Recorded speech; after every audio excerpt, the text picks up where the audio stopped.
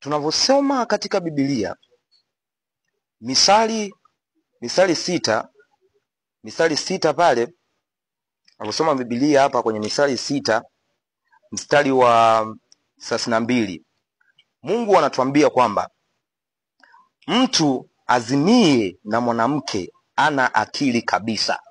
Mtu azinie na mwanamke ana akili kabisa.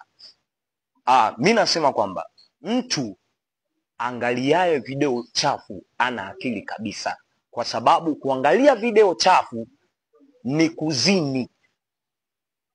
Kuangalia vitu vichafu ni kuzini. Kusikiliza vitu vichafu ni kuzini. Kwa yoyote yule asikilizaye vitu vichafu na kuangalia vitu vichafu ni amezini. Hapo anazidi kusema kwamba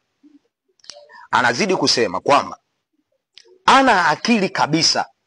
Kwa yoyote yule ambaye angaliaye video chafu ana akili kabisa. Yoyote yule azinie na mwanamke ana akili.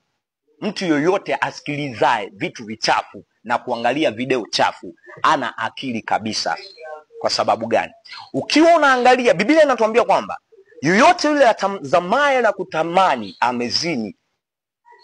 Uonaye na kutamani umezini.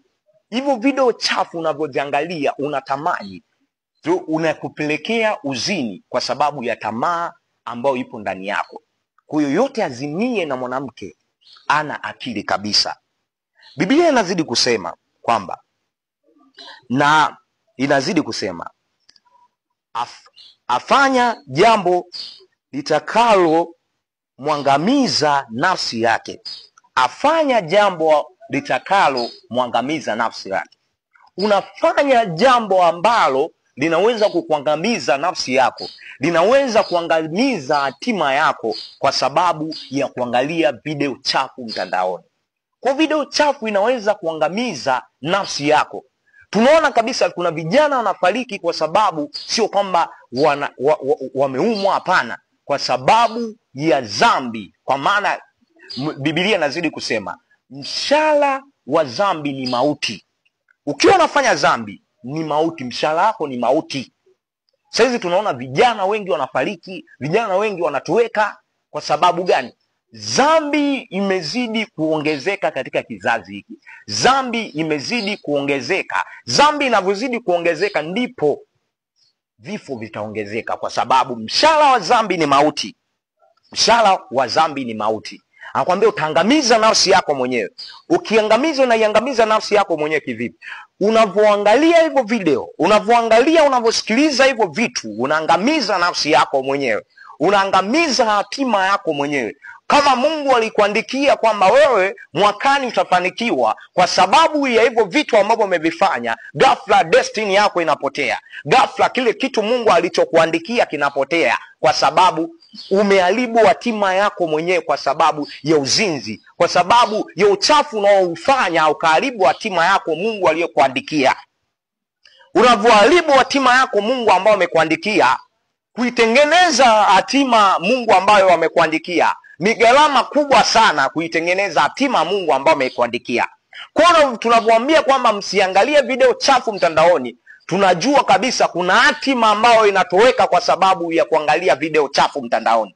Tunajua kabisa kuna kitu ambacho kinatoweka cha kiroho kwa sababu ya kuangalia nini? Video chafu mtandaoni. Nafsi yetu inatoweka, nafsi tunaiharibu. Madhabahu ya Bwana tunaiharibu kwa sababu tunaangalia vitu ambavyo havifai. Vijana wanaangalia vitu ambavyo havifai, nafsi zao zinatoweka, nafsi zao wanaziharibu kwa sababu ya kuangalia hivyo video, kwa sababu ya kuangalia hivyo video. Ukiwa unaangalia hivyo video unaharibu nini?